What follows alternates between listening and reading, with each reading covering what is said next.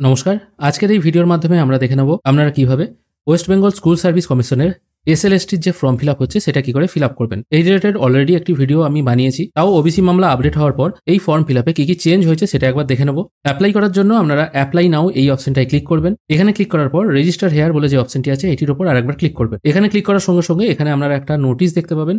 এই নোটিশটি নিয়ে আমি অলরেডি আলোচনা করেছি, যেখানে বলা হচ্ছে আপনারা ওবিসি প্রার্থী হিসেবে অ্যাপ্লাই করতে পারবেন না, আপনাকে জেনারেল হিসেবেই অ্যাপ্লাই করতে হবে। আর দ্বিতীয়ত বলা হচ্ছে যদি আপনি অলরেডি ওবিসি দিয়ে অ্যাপ্লাই করে ফেলেন তাহলে আপনাকে ক্যাটাগরি চেঞ্জ করতে হবে।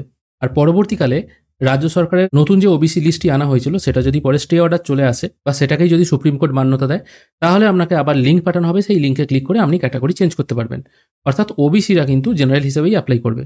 এখানে প্রথমে জিজ্ঞাসা করা হচ্ছে আপনি কোন কোর্সের জন্য অ্যাপ্লাই করতে চান, মানে 9, 10 না 11, 12 দুটোর জন্যই যদি অ্যাপ্লাই করতে চান তাহলে দুটোতেই টিকমার্ক দেবেন। আর যদি আপনার মনে হয় যে কোনো একটাই অ্যাপ্লাই করতে চান তাহলে যে কোনো একটার উপর আপনি টিকমার্ক দেবেন। আমি আপাতত দুটোর উপর টিকমার্ক দিচ্ছি। তারপর নেম অফ দ্য ক্যান্ডিডেটের জায়গায় আপনার স্কুল লিভিং সার্টিফিকেট অনুযায়ী আপনার যে নাম আছে সেটা এখানে বসাবেন। তারপর আপনার বাবা অথবা মায়ের নামটা এখানে বসিয়ে দেবেন। তারপর আছে ফিস পেমেন্ট গ্রুপ, এটা আগে ছিল ক্যাটাগরি, ঠিক আছে। এখন কিন্তু এসসি এসটি ফিজিক্যালি হ্যান্ডিক্যাপ এটা 200 টাকা আর অল আদার্স 500 টাকা, মানে ওবিসি এবং জেনারেল সবার জন্যই 500 টাকা করা হয়েছে। ওবিসি বলে এখানে কিন্তু আলাদা করে কোনো গ্রুপ নেই। তারপর আপনার জেন্ডার এখান থেকে সিলেক্ট করতে হবে, মেল না ফিমেল। তারপর আপনার ইমেল অ্যাড্রেস, ফোন নাম্বারটা এখানে পুট করবেন। তারপর এখানে ডেট অফ বার্থটা পুট করবেন। তারপর আপনার রিলিজিয়ান এখান থেকে সিলেক্ট করে নেবেন। এরপর আপনার টোটাল যে অ্যাড্রেস আছে অ্যাড্রেসটা এই ঘরে বসিয়ে দেবেন, village, post, district, state, pincode এই ওয়াইজ। তারপর এখানে একটা স্ট্রং পাসওয়ার্ড সেট করে নিয়ে এই ঘরটায় টিক মার্ক দিয়ে রেজিস্টার অপশনে ক্লিক করবেন। এরপর আপনারা দেখতে পাবেন আপনাদের সামনে একটি ক্যান্ডিডেট আইডি জেনারেট হয়ে চলে আসছে, এটাকে আপনারা কপি করে রাখবেন। এরপর আপনাকে একটি একটি করে সব জিনিস কমপ্লিট করতে হবে। এখানে টোটাল 6টা স্টেপ আছে। প্রথমে আপনাকে ফটো আপলোড করতে হবে। মনে রাখবেন ফটো কিন্তু সিগনেচার সহ আপলোড করতে হবে। ফটো এবং সিগনেচার একসাথে কি করে আপলোড করবেন এটির জন্য একটি ডেডিকেটেড ভিডিও আছে, সেটি আমি পিন কমেন্টে এবং ডেসক্রিপশনে দিয়ে রাখবো। সেটি দেখে ফটোটা আপনারা জেনারেট করে নেবেন। আমি আপাতত আপলোড ফটো এই অপশনে ক্লিক করছি। এখানে ক্লিক করার পর দেখুন এখানে লেখা আছে আপলোড ফটো উইথ সিগনেচার। এখানে আপনারা চুজ ফাইল অপশনে ক্লিক করে ফটোটা আপলোড করে নেবেন। ফটো সাইজ হবে 60 KB জেপিইজি ফরম্যাটে। ফটো আপলোড হয়ে যাওয়ার পর আপনাকে ইমেল আর ফোন নাম্বার ভেরিফাই করতে হবে। আমি আপাতত ইমেলের নিচে যে ভেরিফাই অপশনটি আছে এটির উপর একবার ক্লিক করব। এরপর আপনার ইমেলে একটি 6 সংখ্যার ওটিপি চলে আসবে, সেটা এখানে পুট করে ভেরিফাই করবেন। ইমেল ভেরিফিকেশন সাকসেসফুল হয়ে গেছে। আমি ব্যাক টু হোম এই অপশনটায় ক্লিক করছি। তারপর আমাকে ফোন নাম্বার ভেরিফাই করতে হবে, এই জন্য ফোন নাম্বারের নিচে যে ভেরিফাই অপশন আছে এটির উপর একবার ক্লিক করব। এরপর দেখবেন আপনার ফোনে একটি ওটিপি চলে এসেছে, সেটা এখানে পুট করে ভেরিফাই ওটিপি করবেন। ফোন নাম্বার আর ইমেল আইডি দুটোই এখানে ভেরিফাই হয়ে গেছে। এরপর আমাকে প্রোফাইল কমপ্লিট করতে হবে, সেই জন্য প্রোফাইলের নিচে কমপ্লিট লেখা একটি অপশন আছে, এটির উপর একবার ক্লিক করবেন। এখানে ক্লিক করার সঙ্গে সঙ্গে আপনি যেগুলো ফিল করেছেন রেজিস্ট্রেশন করার সময় সেই ডিটেলগুলো এখানে শো হবে। যদি কিছু ভুল হয়ে গিয়ে থাকে আপনারা কিন্তু এখান থেকে চেঞ্জও করতে পারবেন। শুধুমাত্র নাম আর পেরেন্ট নেম এগুলো কিন্তু চেঞ্জ করা যাবে না, বাদ বাকি সব ডিটেলই এখানে চেঞ্জ করা যাবে। তারপর এখান থেকে নেক্সট করবেন। এরপর এখানে আপনাকে পুট করতে হবে আপনার সমস্ত যে কোয়ালিফিকেশন আছে তার ডিটেল। যেমন এখানে ধরুন মাধ্যমিক লেখা আছে, তারপর মাধ্যমিক কোন বোর্ড থেকে পাস করছেন সেটা সিলেক্ট করবেন। ফুল মার্কটা এখানে পুট করবেন। মার্কস অফ 10 এর জায়গায় আপনি কত পেয়েছেন সেটা এখানে পুট করবেন, তাহলে অটোমেটিক পার্সেন্টেজ ক্যালকুলেট হয়ে চলে আসবে।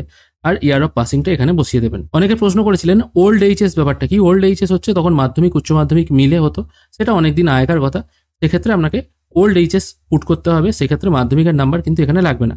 তারপর আপনাকে পুট করতে হবে গ্র্যাজুয়েশনের নাম্বার। প্রথমে গ্র্যাজুয়েশনের বোর্ড সিলেক্ট করবেন, full mark, of 10 mark, year of passing আর পার্সেন্টেজ তো অটোমেটিক ক্যালকুলেট হয়ে চলে আসবে। আর যদি আপনার গ্রেডিং সিস্টেম হয়ে থাকে তাহলে এখানে দেখুন বলা হয়েছে uncheck if you are in grading system. যদি গ্রেড থাকে সেক্ষেত্রে এই অপশনটা এনেবল করে দেবেন, তাহলে গ্রেড হিসাবে আপনার নাম্বারটা পুট করবেন। আর অন্যথায় যদি পার্সেন্টেজে থাকে, মানে 1000-এ পরীক্ষা আপনি 800 পেয়েছেন, সেক্ষেত্রে এখানে ম্যানুয়ালি ফিল করলে অটোমেটিক পার্সেন্টেজ চলে আসবে। মাধ্যমিক, উচ্চ মাধ্যমিক, গ্র্যাজুয়েশন, পোস্ট গ্র্যাজুয়েশন এবং বিএড সব নাম্বারই এখানে পুট করতে হবে। এখানে বলা হচ্ছে আপনার অন্য কোনো ডিগ্রি বা ডিপ্লোমা কোর্স আছে কিনা, যদি থাকে এটা মেনশন করে দেবেন, এটা ম্যান্ডেটরি নয়। তারপর নেক্সট অপশনে ক্লিক করবেন। নেক্সট পেজে আসার পর আপনি দেখতে পাবেন আপনি যে ডিটেলগুলো ফিল করছেন সবকিছু এখানে শো হচ্ছে। পেজটির একটু নিচের দিকে এলে আপনার টোটাল মার্কস ডিটেল দেখতে পাবেন। যদি মনে হয় এগুলো সবকিছু ঠিকঠাক আছে তাহলে এই অপশনটায় টিক মার্ক দিয়ে সাবমিট প্রোফাইল ফর্ম এই অপশনটায় ক্লিক করবেন। তারপর ওকে করে দেবেন। এখানে আপনার প্রোফাইল সাকসেসফুলি সাবমিট হয়ে গেল। তারপর ব্যাক টু হোম এই অপশনটায় ক্লিক করবেন। এরপর আপনাকে আপনার প্রোফাইল ফাইনালাইজ করতে হবে, সেই জন্য ফাইনালাইজ ইওর প্রোফাইল এই অপশনটায় ক্লিক করবেন। তারপর এখান থেকে ফাইনালাইজ সাবমিশন বলে একটি অপশন আছে, এটির ওপর ক্লিক করলে আপনার প্রোফাইল ফাইনালাইজ হয়ে যাবে। এরপর কিন্তু আপনি আর কোনো কিছু এডিট করতে পারবেন না। দেখুন এখানে প্রোফাইল ফাইনালাইজ হয়ে গেল, এটা এখানে দেখাচ্ছে। এখানে কিন্তু আর কোনো এডিট অপশন নেই, আপনি ফটোও কিন্তু আর চেঞ্জ করতে পারবেন না একবার যদি প্রোফাইল আপনি ফাইনালাইজ করে দেন। এরপর আপনি শুধু অ্যাপ্লাই করতে পারবেন। অ্যাপ্লাই করার জন্য অ্যাপ্লাই নাও অপশনে ক্লিক করবেন। তারপর এখান থেকে কোন ক্লাসের জন্য আপনি অ্যাপ্লাই করতে চাইছেন সেটা এখান থেকে সিলেক্ট করে নেবেন। তারপর এখানে জিজ্ঞেস করা হচ্ছে আপনি এজ রিল্যাক্সেশন চাইছেন কিনা, মানে আপনি 2016 সালে পরীক্ষা দিয়েছিলেন, তখন হয়তো কোনো কারণবশত উত্তীর্ণ হতে পারেননি বা পরীক্ষা হয়তো দিয়েছিলেন, সেক্ষেত্রে এই অপশনটায় টিকমার্ক দিয়ে আপনার পুরনো যে রোল নাম্বারটা আছে সেটা এখানে বসিয়ে দেবেন, তাহলে কিন্তু আপনি এজ রিল্যাক্সেশন পেয়ে যাবেন। আর যদি আপনার এজ এখনো পর্যন্ত থাকে তাহলে তো আপনার এই ঘরটায় কিছু দিতে হচ্ছে না। তারপর এখানে জিজ্ঞেস করা হচ্ছে আপনি কি অ্যাসিস্ট্যান্ট টিচার হিসাবে কোনো এডেড বা স্পন্সর্ড স্কুলে কাজ করেছেন। এগুলো হচ্ছে যে সমস্ত শিক্ষকদের এই মুহূর্তে চাকরি নেই, তারা যারা পরীক্ষায় বসবেন তাদের জন্য এই অপশনটা, সেই জন্য তারা এই অপশনটায় টিকমার্ক দেবেন। তারপর তাদের এক্সিস্টিং রোল নাম্বার জায়গায় পুরোনো রোল নাম্বারটা পুট করে দেবেন। টিচার্স কোড যেটা আছে সেটা এখানে পুট করবেন। ইউনিক স্কুল কোড মানে ইউটাইস কোড যেটা বলা হয়ে থাকে, মানে স্কুলের কোড যেটা, সেটা এখানে পুট করলে অটোমেটিক স্কুলের নামটা এখানে চলে আসবে। তারপর আপনারা কত তারিখে জয়েন করেছিলেন স্কুলে সেই ডেটটা এখানে বসিয়ে দেবেন এবং কত বছর কাজ করেছেন সেটা এখানে মেনশন করে দেবেন। ব্যাস এইটুকুই দিতে হবে। আর যারা ফ্রেশার্স হিসাবে অ্যাপ্লাই করছে তাদের তো এই দুটো ঘরে টিকমার্ক দেওয়ার দরকার নেই। কোন সাবজেক্টে আপনি অ্যাপ্লাই করছেন সেটা এখান থেকে আপনারা সিলেক্ট করে নেবেন। তারপর জিজ্ঞেস করা হচ্ছে আপনি কোন মিডিয়ামে পড়াশোনা করেছেন সেটা এখান থেকে সিলেক্ট করতে হবে।